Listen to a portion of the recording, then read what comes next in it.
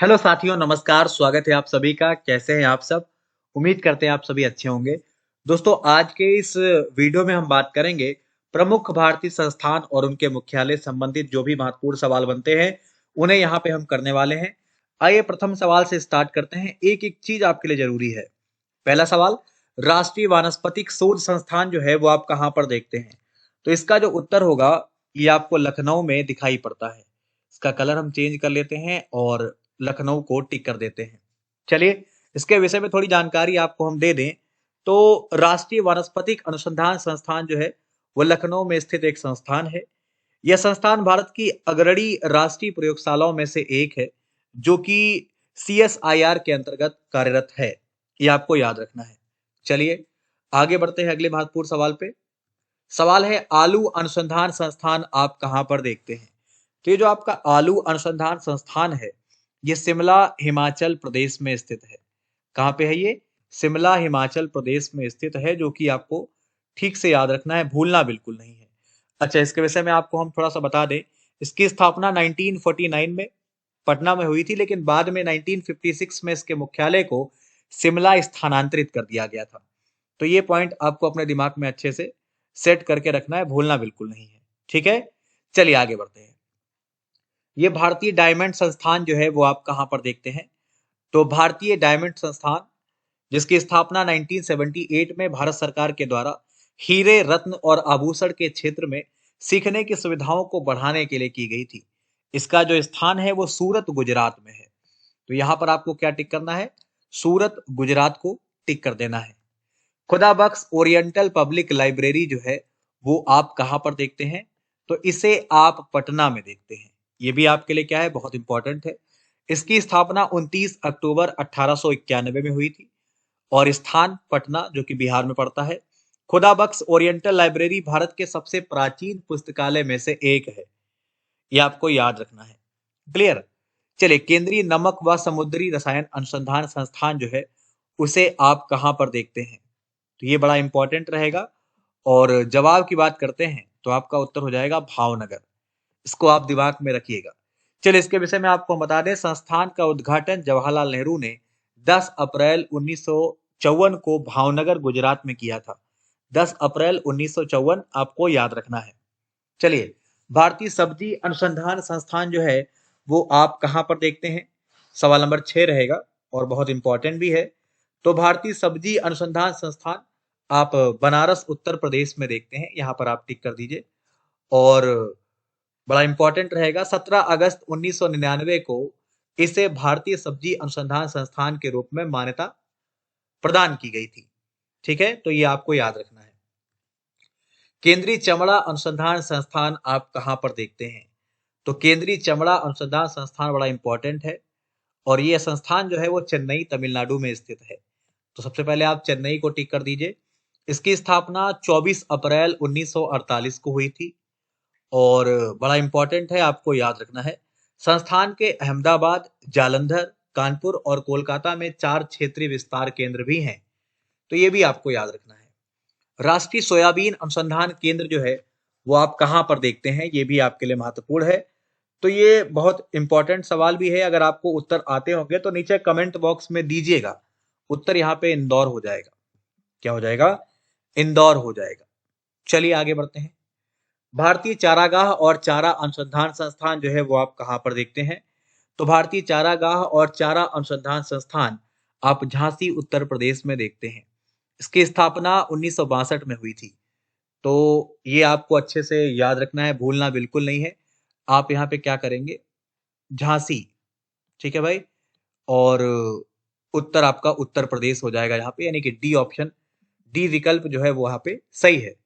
चलिए आगे बढ़ते हैं, अगले महत्वपूर्ण सवाल पे बातचीत कर लेते हैं। अगला अगला सवाल रहेगा, केंद्रीय शुष्क प्रदेश शोध संस्थान जो है वो आप कहां पर देखते हैं? तो इसके बारे में हम जानकारी ले लें। इसकी जो स्थापना है वो 1959 में हुई थी। इसका जो स्थान है वो जोधपुर राजस्थान है। तो यहाँ पे आप क्या करोगे? जोधपुर राजस्थान को टिक कर दोगे, ये आपका सही है। ठीक है, बिल्कुल भूलिएगा नहीं। भारतीय दलहन अनुसंधान संस्थान जो है वो आप कहां पर देखते हैं? भारतीय दलहन अनुसंधान संस्थान, ये आप कहां पर देखते हैं? तो इसकी स्थापना 1983 में हुई थी। इसे आप कानपुर उत्तर प्रदेश में देखते हैं। सवाल नंबर 11 है और उत्तर की बात अगर करते हैं तो आपका बी सही हो जाएगा, जो कि आपको याद रखना है, भूलना नहीं है। चलिए आगे बढ़ते हैं। भारतीय गन्ना अनुसंधान संस्थान आप कहाँ पर देखते हैं?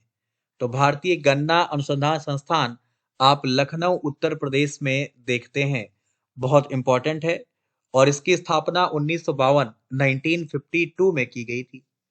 चलिए, भारतीय सांख्यिकी संस्थान का जो मुख्यालय है वो आप कहाँ पर मानते हैं? तो इसका जो मुख्यालय है वो आप कोलकाता में मानते हैं। इसकी जो स्थापना है वो 17 दिसंबर 1931 में की गई थी, 1931 में। तो ये भी आपको याद रखना है। और राष्ट्रीय अंटार्कटिक और महासागर शोध केंद्र जो है वो आप कहाँ पर देखते हैं? तो ये आप गोवा में देखते हैं, जिसे आप याद भी रखिएगा, ये बहुत इंपॉर्टेंट है और चीजें जरूरी हैं। आगे बढ़िए। भारतीय आयुर्विज्ञान अनुसंधान परिषद के डायरेक्टर जनरल कौन है? तो यहाँ पर आपके जवाब की बात करेंगे। इसकी जो स्थापना है भारतीय आयुर्विज्ञान अनुसंधान परिषद की, ये 1911 में हुई थी। ठीक है, 1949 में इसका नाम चेंज कर दिया गया। चलिए, और मुख्यालय इसका जो है वो नई दिल्ली में है। इसके महानिदेशक जो है वो बलराम भार्गव हैं। तो ये आपका विकल्प हम सही मान सकते हैं। कपास अनुसंधान संस्थान जो है वो आप कहाँ पर देखते हैं? तो ये इसकी जो स्थापना है वो अप्रैल 1976 में हुई थी। इसका जो मुख्यालय है वो आप कहाँ पर मानते हैं? नागपुर महाराष्ट्र में मानते हैं। तो ये आपको ठीक से ध्यान रखना है। प्लाज्मा अनुसंधान संस्थान आप कहाँ पर देखते हैं? तो प्लाज्मा अनुसंधान संस्थान जो है उसकी स्थापना 1986 में हुई थी। इसका जो स्थान है वो गांधीनगर गुजरात है। तो आप चाहें तो इसे भी टिक कर सकते हैं और बहुत इंपॉर्टेंट है आपके लिए, तो जरूर याद रखें। भारतीय संग्रहालय आप कहाँ स्थित मानते हैं? तो भारतीय संग्रहालय के बारे में अगर हम बात करते हैं तो ये कोलकाता में स्थित भारतीय संग्रहालय भारत का सर्वश्रेष्ठ संग्रहालय कहा जाता है या माना जाता है। तो आप इसे याद रखिएगा। इसकी स्थापना डॉक्टर नथालियन वगलिक के द्वारा की गई थी। तो ये आपको याद रखना है। आगे बढ़ेंगे। मौलाना अबुल कलाम आजाद एशियन स्टडीज संस्थान जो है वो कहाँ पर है? तो आप इसे भी याद रखिएगा, ये बहुत ज्यादा महत्वपूर्ण रहेगा आपके लिए। विकल्प मौजूद है। 19 के जवाब की बात करेंगे तो आपका सी हो जाएगा, कोलकाता, जो कि आपको भूलना नहीं है, आपको याद रखना है। हम आगे बढ़ते हैं। वन अनुवांशिक और वृक्ष प्रजनन संस्थान जो है वो कहाँ पर है? ये कोयम्बटूर में है, देहरादून में है, जोरहाट में है या भोपाल में है? ये आपका 20 नंबर रहेगा और बहुत ही महत्वपूर्ण भी है। तो कोशिश करिए, आप इसे बताइए।